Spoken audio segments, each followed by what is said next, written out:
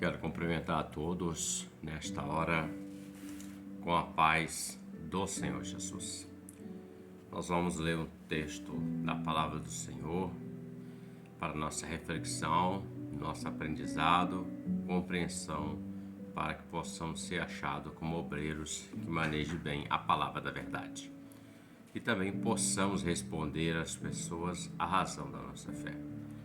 Para tanto, nós vamos ler a primeira carta de João, ou primeira epístola, o capítulo de número 2, do verso 12 ao verso de número 17, que diz assim, a partir do 12 ao 17, diz assim: Filhinhos, escrevo-os, porque pelo seu nome vos são perdoados os pecados.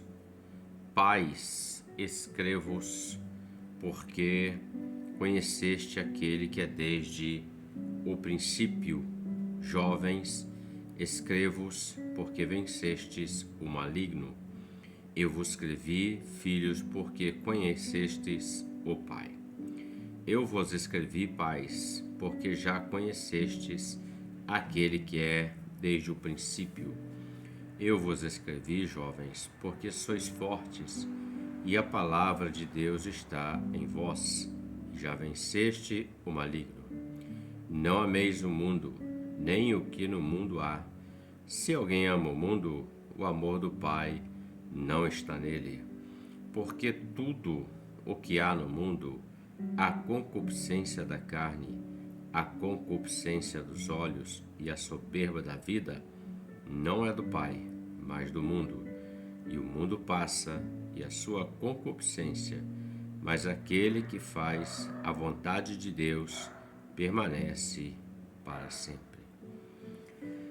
O escritor dessa carta, ou epístola, que é a mesma coisa, foi o apóstolo João, também conhecido como apóstolo do amor, o apóstolo amado, que andou junto com o Senhor Jesus, o último apóstolo a morrer. Antes de João, todos os outros companheiros dele, que seguiram o Senhor Jesus, morreram martirizados, assassinados. E João, diferente de todos, morreu por morte natural com mais de 100 anos. E João escreve o Evangelho de João, escreve a primeira, segunda e terceira carta de João à igreja, e o Apocalipse, o qual ele é o escritor e o autor, e vai ditando tudo, é o próprio Senhor Jesus. Nesse texto especificamente que lemos aqui, João está escrevendo à igreja, mas ele fala de algumas pessoas, de classe de pessoas. Ele fala assim: filhinhos, escrevo-vos. Pais, escrevo-vos. Jovens, escrevo-vos. Então ele está falando com os filhos, com os pais e com jovens, representando a igreja. E ele fala de coisas que nós precisamos refletir com muito carinho, para que nós não sejamos achados em erro naquele grande dia e percamos aquilo que está reservado para todos aqueles que creem no Senhor Jesus desde a fundação dos tempos. Deus é amor. Quando você lê a epístola de João, você vai ver que ele fala exatamente disso. Mas o que Deus, que é amor, que ama, é também Deus que é juiz, tem justiça, e ele odeia algumas coisas. Podemos usar essa palavra. Não pode haver amor sem ódio. O ódio é o oposto do amor, é o contrário daquilo que faz contra o amor. A Bíblia apresenta Deus como alguém que odeia. Ele odeia a idolatria e suas práticas.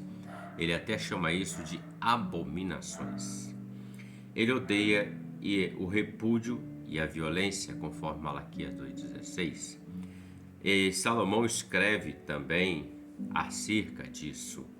João apresenta algo que Deus odeia. Ele está dizendo: não ameis o mundo, nem o que no mundo há. Se alguém ama o mundo, o amor do Pai não está nele. Então ele está falando que Deus e mundo não combinam, não existe.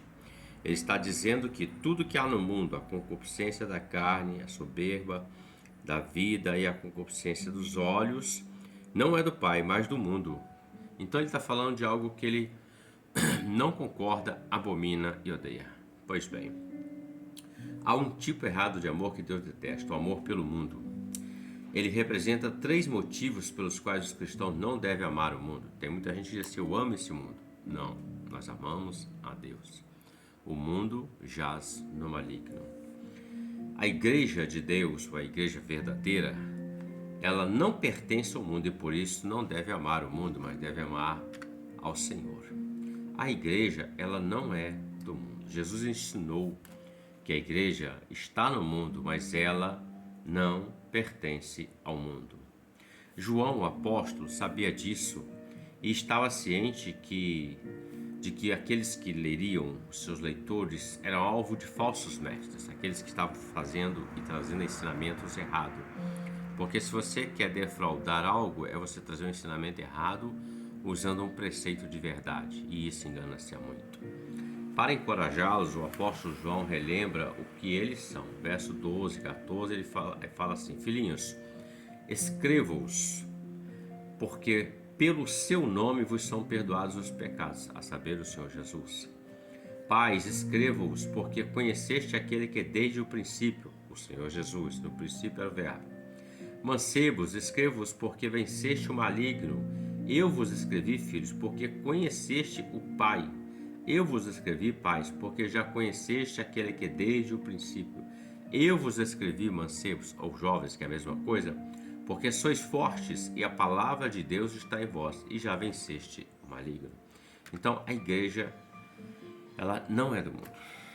A igreja, ela reúne pessoas de todas as idades, classes sociais, mas ela não pertence ao mundo, ela pertence ao Senhor. Ela não anda como o mundo, ela tem que andar conforme a palavra, a direção, a orientação do Espírito Santo, que é o único reconhecido por Deus, o qual o Senhor Jesus rogou e o Pai enviou e está no nosso meio. Primeiro, João usa a expressão filhinhos que se aplica a todos os nascidos de Deus, filhos de Deus. De todo cristão é filho querido do Pai, o Pai eterno, o Pai celeste, o Senhor Deus Todo-Poderoso. Segundo, João classifica a igreja por faixa etária, conforme lemos, pais, jovens. Esta classificação pode ser interpretada literalmente como idosos e jovens, anciões e jovens, ou como grau de maturidade de vários membros da igreja.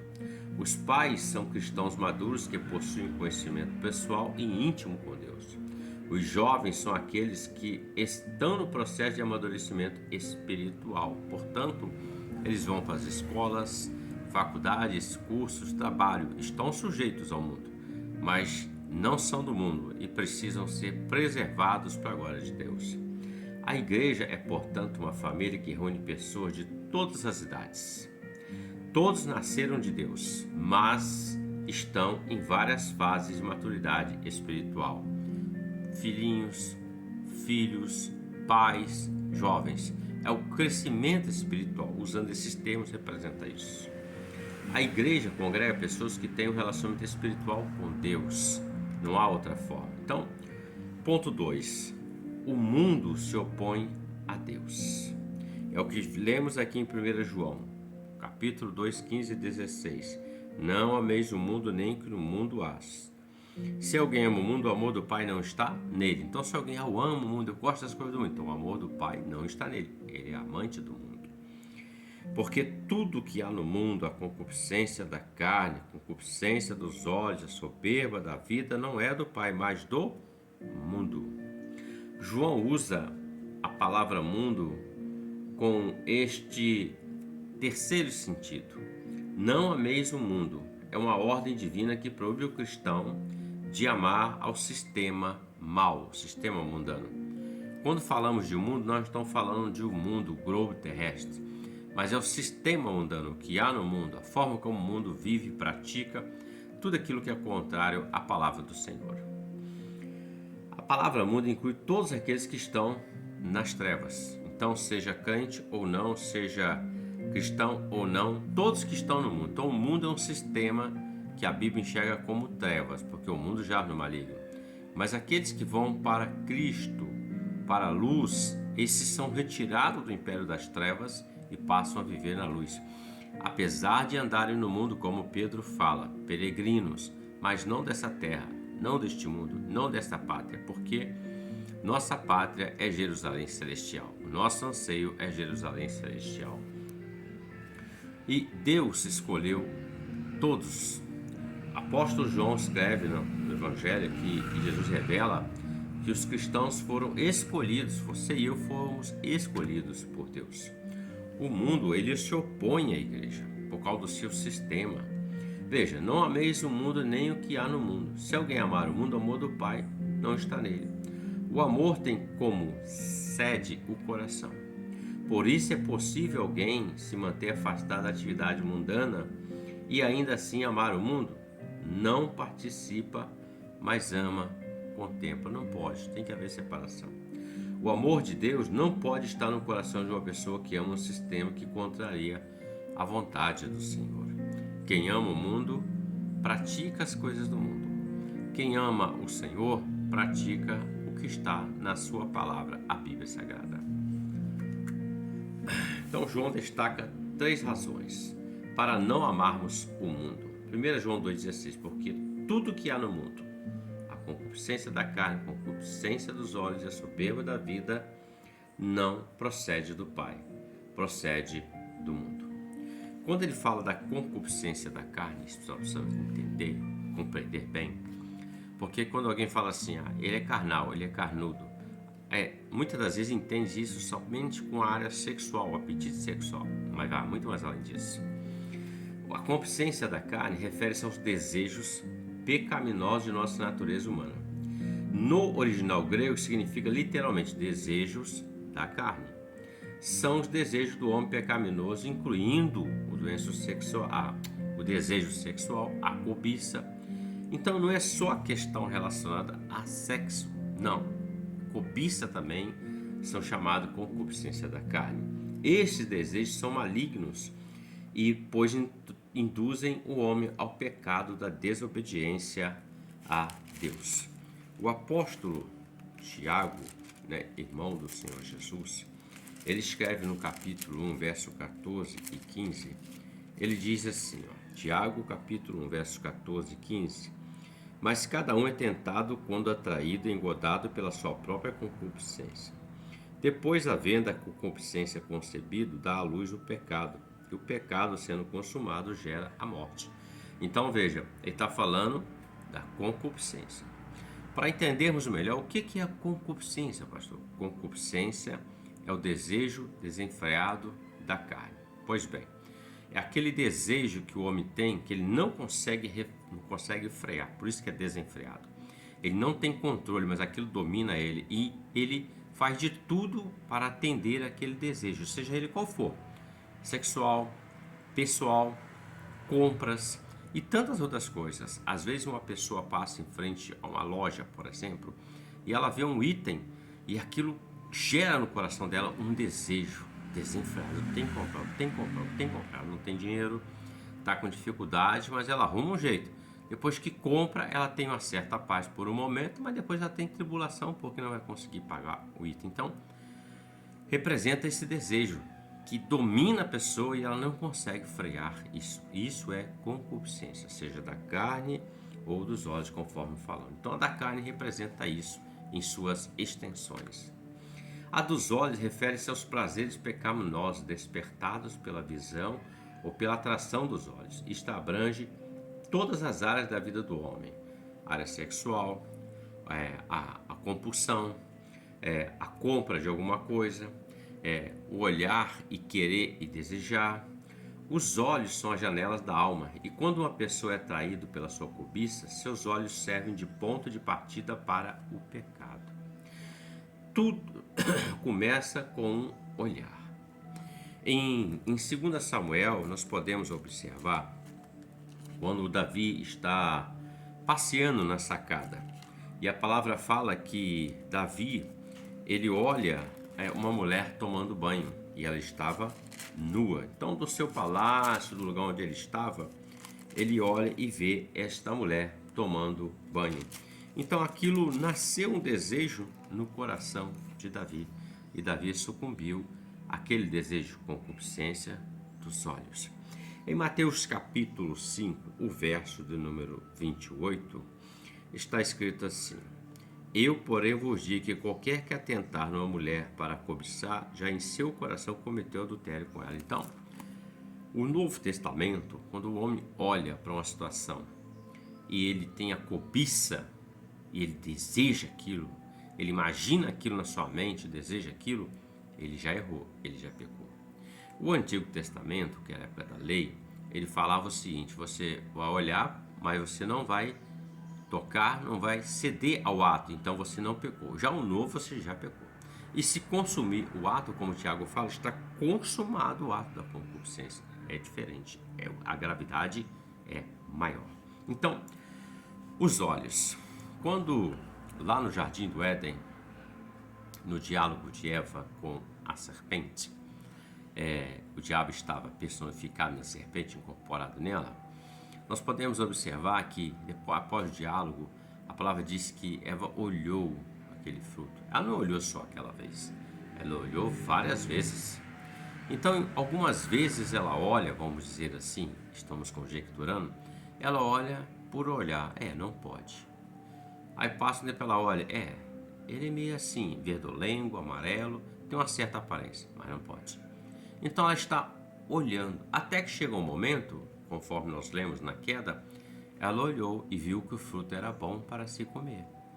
Então já mudou o pensamento, porque o olhar nasceu o desejo.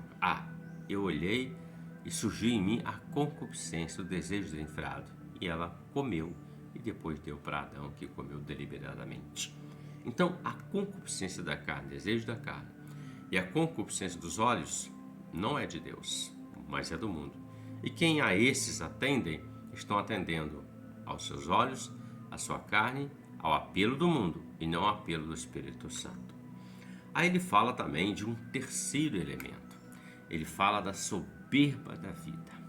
Quando nós falamos em soberba, nós podemos observar que a palavra soberba, toda vez que fala de soberba, orgulho, altivez, essas coisas assim, nós pensamos logo naquele ser que foi criado por Deus, Lúcifer, que se tornou depois adversário, inimigo de Deus, inimigo da igreja do Deus vivo, inimigo de todo aquele que ama e serve ao Senhor. O orgulho, a altivez, a soberba estava nele. Em Mateus 23, do 6 ao 7, declara assim: E amam os primeiros lugares nas ceias, e as primeiras cadeiras nas sinagogas, e as saudações nas praças, e os serem chamados pelos homens, Rabi, Rabi, que quer dizer mestre, mestre. Vós, porém, não querais ser chamados Rabi, porque um só é o vosso mestre, a saber, Cristo, e todos vós sois irmãos. Jesus dando a orientação para eles. Então ele fala dessa soberba. Os próprios homens do passado, no tempo do Senhor Jesus, os escribas, os fariseus, eles amavam isso. Jesus fala dessa classe de fariseus que tinham isso como soberba da vida. O orgulho de confiar nos bens materiais, a jactância daquilo que o homem tem e faz. Ou seja, ele é altivo naquilo. Não, eu sou uma pessoa que tem um grande conhecimento. O meu conhecimento é maior do que todos os outros e se orgulha daquilo. Porém, é em vão. A palavra grega para soberba é usada para descrever alguém arrogante que tentava impressionar os outros com seu pseudo-importância ou sua pseudo-importância. Então, é todo aquele que se acha que é, em termos comuns, o indivíduo que precisa estar ali e que é necessário que ele esteja ali. Ele é autossuficiente, ele não precisa dos outros, ele se acha o mais ou maior que todos, soberbo. Na Bíblia nós temos dois exemplos: na tentação, conforme falamos, e na tentação de Jesus no deserto. Quando o Senhor Jesus vai ao deserto, ou melhor, ele é levado pelo Espírito Santo ao deserto, após o batismo nas águas por João Batista, a palavra fala que o adversário tenta o Senhor. E, em alguns momentos, em 3 tentações, para explicar melhor. Primeiro, ele diz assim: se tu és o Filho de Deus, manda que essas pedras se transformem em pães. Olha, ele está tentando, você é o Filho, é o Todo-Poderoso, você tem poder, faz o impossível.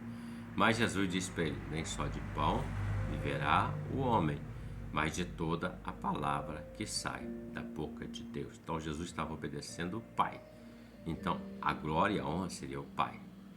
No segundo momento, ele leva o Senhor Jesus ao pináculo do templo, a parte mais alta do templo. Isso está no Evangelho de Mateus, capítulo de número 4, do 1 ao 11. Então veja, ele leva ele até o pináculo e diz: salta-te daqui, porque está escrito que dará ordem aos seus anjos para que segure, para que você não tropece em nada. Mas Jesus também disse assim: não tentarás o Senhor teu Deus. E na última tentação, ele leva Jesus até um alto monte e diz: tudo isto me foi dado. Se você se prostrar diante de mim, eu darei a glória de todos os reinos da terra. E Jesus disse para ele assim: vai-te embora, Satanás, porque somente ao Senhor teu Deus adorarás, somente a ele prestará culto. E o diabo o deixou por um tempo para ser tentado mais à frente. Então, observemos que ele tenta ele em situações, porque ele era Jesus, homem e Deus. Então tenta ele como homem nos seus aspectos da positividade, do poder, da glória de Deus. Ele tenta fazer com que Jesus ele se sinta altivo, orgulhoso naquilo que ele estava ali, sendo passado naquela prova, naquela tentação. Então observemos, soberba da vida é do mundo, não daqueles que são do reino de Deus. A igreja e o mundo têm destinos diferentes. Olha, ele fala que o mundo passa, bem como a concupiscência. Então tudo vai passar, mas a igreja vai permanecer até final. Aquele, porém, que faz a vontade de Deus permanece eternamente. Então o mundo passa, mas os que fazem a vontade de Deus vão permanecer, não somente nessa terra, nesse tempo presente, mas em todo o tempo eterno com Deus, servindo a Deus, adorando a Deus, glorificando a Deus. Então observem que há um destino para o mundo e há um destino para aqueles que são fiéis. O processo do mundo está sofrendo essa deterioração. Basta nós observarmos o clima, as mudanças, ou já não é mais o que era antes, tudo está se terminando. Pragas, aquilo que existia já não existe mais, e assim vai sucessivamente. Porém, a igreja, ela permanece, ela é constituída por aqueles que fazem a vontade de Deus. E o destino da igreja é a eternidade. Então veja, há uma promessa para a igreja, há um destino para a igreja e também há um destino para o mundo. Então podemos concluir diante do que lemos aqui para nosso entendimento e compreensão. Quem faz a vontade do Senhor, ele tem a promessa da vida eterna. E essa é a promessa que ele nos fez, a vida eterna. Tem a segurança da vida eterna, porque no mundo não há segurança. No mundo não há vida eterna, tudo é passageiro.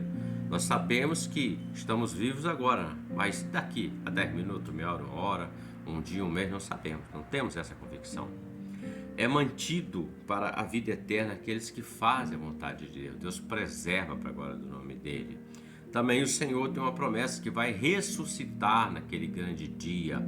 Então a igreja, que é todo aquele que faz a vontade do Senhor e permanece para sempre, ela caminha debaixo de uma promessa, a promessa que o Senhor disse, olha, no verso 17 do capítulo 2, e o mundo passa e a sua concupiscência, podemos dizer os seus desejos, mas aquele que faz a vontade de Deus permanece para sempre. Então há uma escolha a ser feita, há uma decisão a ser tomada. A vida do cristão neste mundo é passageira, ele é peregrino até alcançar a cidade santa, a morada eterna. Então tanto você quanto eu, tantos outros quantos servirem o Senhor, precisamos refletir. Se nós amamos o mundo, a palavra diz que o amor do Pai não está em nós. Porque Deus, ele é exclusivo, ele não divide e nem vai dividir. O amor é algo que você não divide, ele é exclusivo. Você ama uma pessoa e ponto. Você não ama outra pessoa e aquela pessoa não é isso. Isso se chama ser fiel até a morte e receber o que é de Deus. Então nós, como servos do Senhor, e todos aqueles que amam e servem ao Senhor, deixemos as coisas do mundo, porque as coisas do mundo são temporais e fazem de tudo pela ação do adversário, o sistema do mundo, o sistema pecaminoso, para que o homem fique preso nesta vida, porque o adversário sabe que ele já está sentenciado à condenação eterna. Para ele não há escape, não há salvação, mas há uma sentença. Qual é a sentença? Lago de fogo e enxofre. Para ele e todos aqueles que não aceitaram, não reconheceram, não amam o Senhor, mas amam o mundo, a sua prática, estarão nesse destino. Mas aquele que ama o mundo, aquele que faz a vontade de Deus, permanece para sempre. Viverá eternamente com Deus. É um prêmio, é um reconhecimento por ter vencido a concupiscência da carne, a concupiscência dos olhos, a soberba da vida e de tudo. Venceste a si mesmo para a glória de Deus Pai. Reflita sobre isso. Que nós sejamos alguém que obedecemos a palavra e sigamos em direção à eternidade com Deus. Que Deus nos abençoe por esta palavra em nome do Senhor Jesus. Amém?